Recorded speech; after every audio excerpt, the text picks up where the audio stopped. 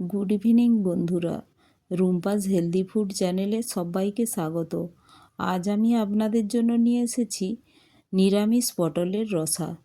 আর তার জন্য আমি প্রথমেই কড়াইয়ের মধ্যে কিছু মশলা রোস্টেড করে নিচ্ছি।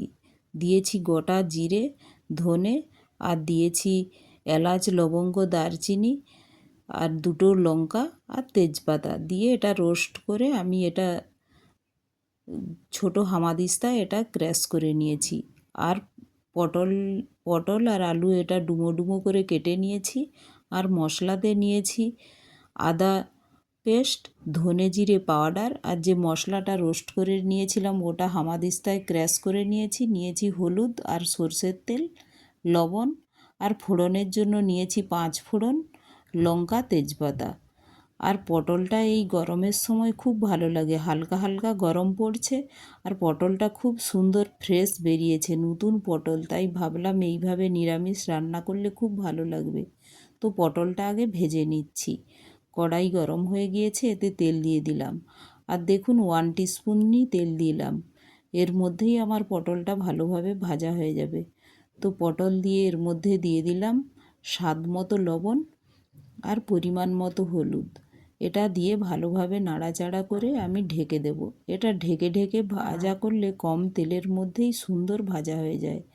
তো আমি ঢেকে দিলাম। আর এই সময় পটলটা নতুন বেরিয়েছে, তো পটলের বিভিন্ন রেসিপির কথা মনে পড়ছে। তো এখন আমি এইভাবে দেখুন ভেজে নিলাম। আর একটু ভেজে নেব। এটা একটু হালকা আরও একটু ব্রাউন হয়ে এলে তখন আমি তুলে রেখে দেব। দেখুন ঢেকে আরেকটু ভেজে নিলাম।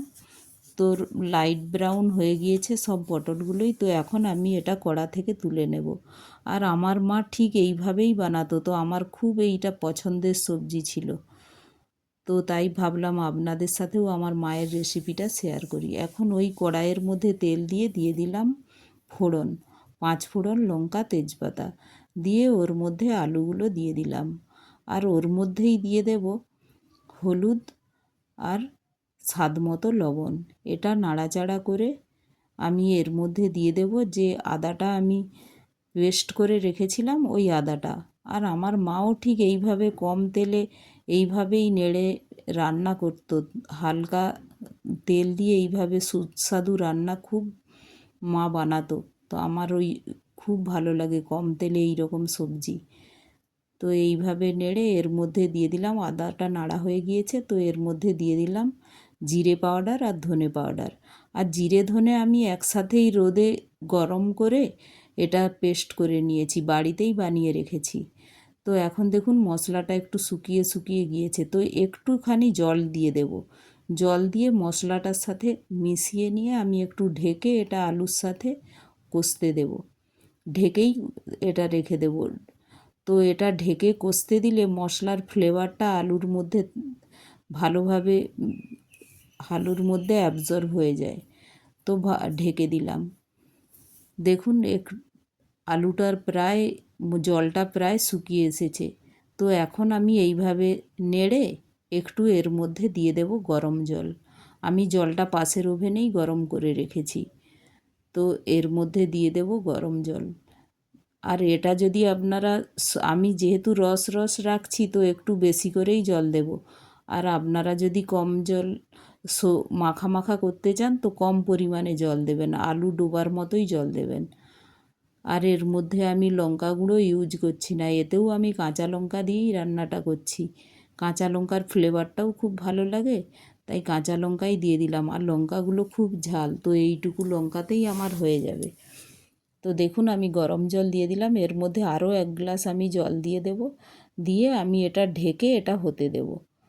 তো আপনারাও এইভাবে একবার বানাবেন অবশ্যই। দেখুন ফুটে গিয়েছে। এখন আলুগুলো দেখব 80% কুক হয়ে গেলে তখন তার মধ্যে দিয়ে দেব পটল, ভাজা পটলগুলো যে রেখেছিলাম ওগুলো দিয়ে দেব। দেখুন খুন্তিটা খুব নরম, তাই আমি যখন প্রেস করতে যাচ্ছি স্লিপ করে যাচ্ছে। 80% কুক হয়ে গিয়েছে আলুগুলো। তো এখন এর মধ্যে দিয়ে দিলাম পটলগুলো দিয়ে আমি ঢেকে 5 মিনিট কুক হতে দেব। পটলগুলো এমনিই ভাজার সময় কুক হয়ে গিয়েছে। তো দেখুন এখন 5 মিনিট হয়ে গিয়েছে। এখন এর মধ্যে দিয়ে দেব যে রোস্ট করে মশলাটা রেখেছিলাম, ওই মশলাটা দিয়ে দিলাম। এটা যেহেতু নিরামিষ, তাই এই রকম রোস্ট একটি মশলা এর উপরে দিয়ে এটা নেড়ে দিলে এটা খুব ভালো লাগে। তো এটা দিয়ে আমি এখন 2 মিনিট এটা মশলার সাথে হতে দেব। দেখুন সব আলুগুলো কিভাবে কুক হয়ে গিয়েছে।